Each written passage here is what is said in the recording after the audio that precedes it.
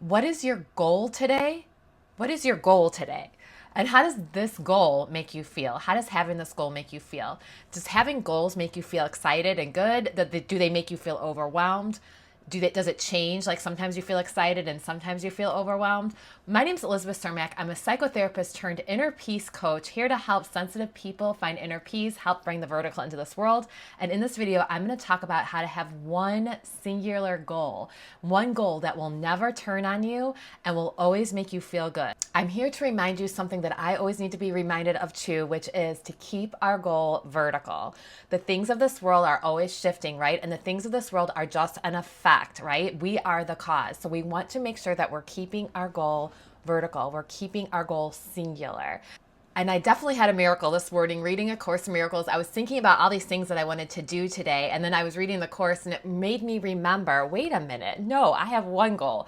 My goal is with God. And I had such this shift in perception from fear to love, which is what A Course in Miracles calls a miracle. I had this shift and was like, felt so different. You know, once you make your goal singular, when you make your goal with God. And so let's talk about the lesson. There's 3 lessons that I'm actually going to talk about, but not all in this video. In this video, we're going to talk about lesson 304, which is let not my world obscure the sight of Christ.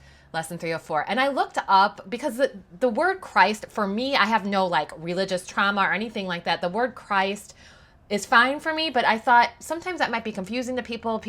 A Course in Miracles uses very Christian language, right? So I looked up, I just did a Google search about what other words could we use for Christ with A Course in Miracles, and I had like an AI answer come up, and I already kind of knew what the answer was, but I was interested to see what like an AI result would be. And what it said was, A Course in Miracles, you could substitute the word Christ with the divine self, oneness, love, or the totality of the sonship. And what I kind of love the divine self, oneness. I knew love, you know. So like if we think about it, so let not my world obscure the sight of love today. Not my world obscure the sight of the divine self today. Let not my world obscure the sight of oneness today. You know, so it uses the word Christ, but we could substitute that word with other words if it works for you. But let's not worry about that right now because it's the first paragraph of this lesson. This is a very short lesson. We're just going to read one little paragraph that is so good. It's just perfect. I know I say this a lot, but I repeat myself about this, but there's so many things about the course that are just so good and perfect. Okay.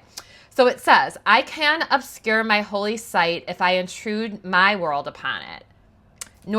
I can't obscure my holy sight if I intrude my world upon it.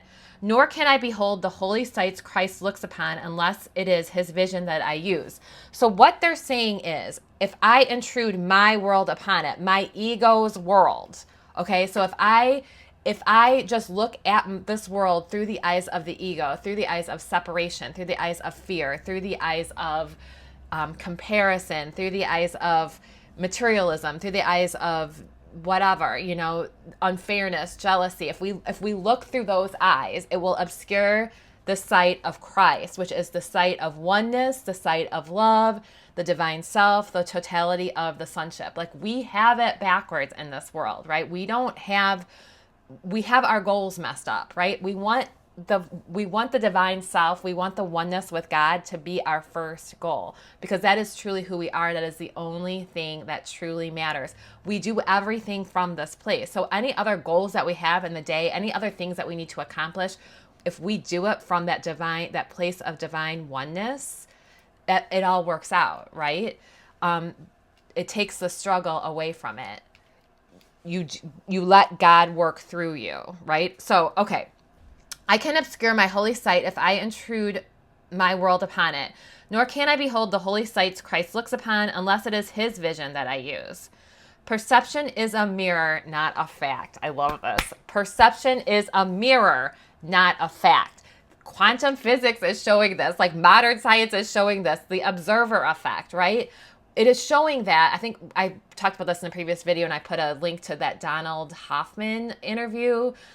He's showing, like science is showing that there is no objective reality. It is subjective, right? And that's why I talk about healing our trauma, our anxiety, because we're looking at the world. The world is a mirror of what is inside of us. It's not that we don't have to worry about that the whole totality of the world is a mirror, but focus on your own life. That's what I'm talking about here. Focus on your own life. How is what you are experiencing in your own life, the real things in your life, the relationships, the things that are happening in real life, how is that a mirror? Do you notice that when you change how you feel, when you change what you are connected to, do you notice that when you change yourself on the inside, that what you see changes? Have you noticed that? Have you noticed that if you are, it's like reacting to past trauma in a relationship, right? Or we call it trauma. I mean, I call it trauma because it is. When trauma is literally we all are traumatized, and trauma is literally bringing the past into the present. And we do this with relationships all the time. Like we think about how somebody responded in the past, and then we expect them to respond to the same way in the present. I see this a lot with my mom. Especially with our parents. Eckhart Tolle says like our parents are the ones that we need the most presence with because we have the most history with them. And I noticed that my mom, especially, she's 82, she's like a blank slate for all of our projections. It's so true. So if I see her in the present moment, now, it's a fresh new moment, now, it's so much better than to bring all of my past and projecting it onto her. Okay, so perception is a mirror, not a fact. And what I look on is my state of mind reflected outwards. It's literally saying it in this lesson 304 in A Course in Miracles, let not my world obscure the sight of Christ. Here are the exact sentence is, perception is a mirror, not a fact. And what I look on is my state of mind reflected outward. That's all we need to know. I went to bed the other night with just those two sentences in my brain. Perception is a mirror, not a fact. And what I look on is my state of mind reflected outward. That's all we need to know. I would bless the world by looking on it through the eyes of Christ, meaning through the eyes of love, through the eyes of forgiveness, through the eyes of oneness, through the eyes of it's fresh every moment. And I will look upon the certain signs that all my sins have been forgiven me. And I will look upon the certain signs that all my sins have been forgiven me. I can obscure my holy sight if I intrude my world upon it.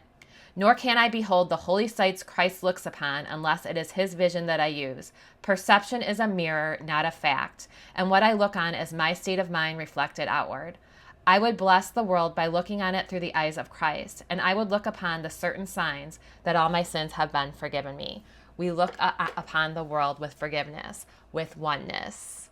So as I mentioned, I'm a psychotherapist. I'm a certified professional life coach. I'm a certified hypnotherapist. It's just funny. You don't need to know all of these things, but it's just funny sometimes when I say that I'm a life coach and I'm telling you to forget all of your goals.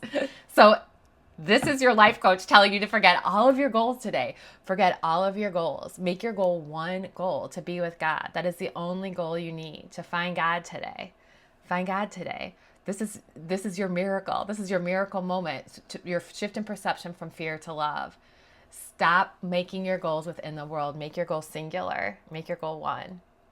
I hope this was helpful today. So stay tuned, because in the next video, we're going to talk about the next lesson, which is so good. There is a peace that Christ bestows on us. There is a peace that Christ bestows on us. So if you want more peace, if you want more reminders to be with God, if you want more reminders to bring the vertical into this world, go ahead and subscribe below and you'll be notified when I post my next video. We will meet here in peace with God.